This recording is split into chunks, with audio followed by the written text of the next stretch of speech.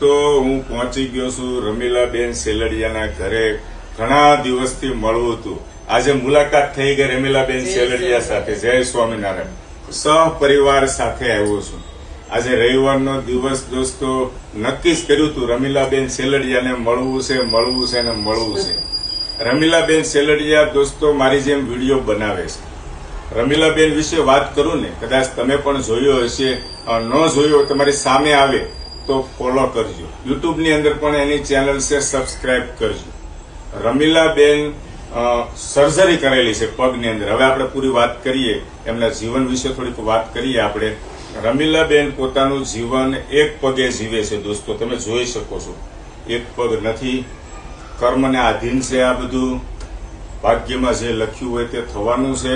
અને હા, ખાસ રમીલાબેન આટલી બધી પીડા તકલીફ હોવા છતાં એક પગ ઉપર પોતાનું જીવન જીવે છે, છતાં એમનો ચહેરો હસતો હોય છે અને ખિલખિલાટ વિડીયો બનાવે છે. તો એક સંદેશ છે દોસ્તો કે ઘણા બધા પરિવારની અંદર આ રીતના બીમારી હોય છે તો એકદમ ઢીલા પડી જતા હોય છે, ચિંતા કરતા હોય છે. તો રમીલાબેન સેલડિયાને ફોલો કરજો, તમને એનર્જી મળશે.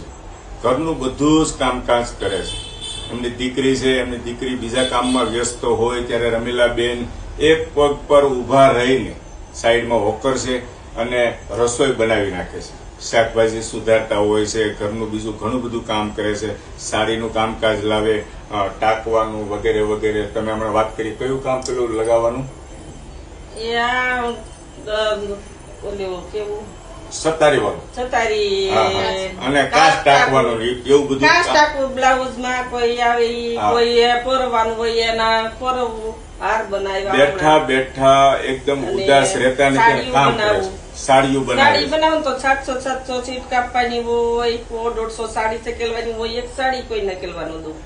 ઈ આ સોફે બેઠા બેઠા બધું કામ કરવું. અંબાવી દેવું પડે એને, પછી બાંધીને મેલી દઉં. બાકી દોસ્તો આપણે સમજીએ છીએ, અને કામ હોય થોડું થોડું ઘરનું કામ. બીજું કોઈ આ 2 ખુરશી મેળ દે ને તો રોટલાય કરી શકું, એવું કરી શકું. એક મિનિટ. હવે રમીલાબેન આપણે સમજીએ છીએ દોસ્તો, જયારે આપણો એક પગ હોય ને, હમણાં મારો એક પગ ઉપર હું અહીંયા ઉભો રહું, એક પગ વાળીને, તો કેટલી બધી અગવડતા પડે. હાલવા ચાલવામાં, નાવા ધોવામાં, ખાવા પીવામાં બહુ અગવડતા પડે. બહુ કઠણ છે રમીલાબેન. અને કેટલા વર્ષથી તમને તકલીફ છે રમીલાબેન? 4 વર્ષથી તકલીફ છે. 3 વર્ષ થઈ ગયા. શરીરની અંદર બીમારી એવી આવી, એના હિસાબે સર્જરી કરવી પડી અને એક પગ રમીલાબેન નો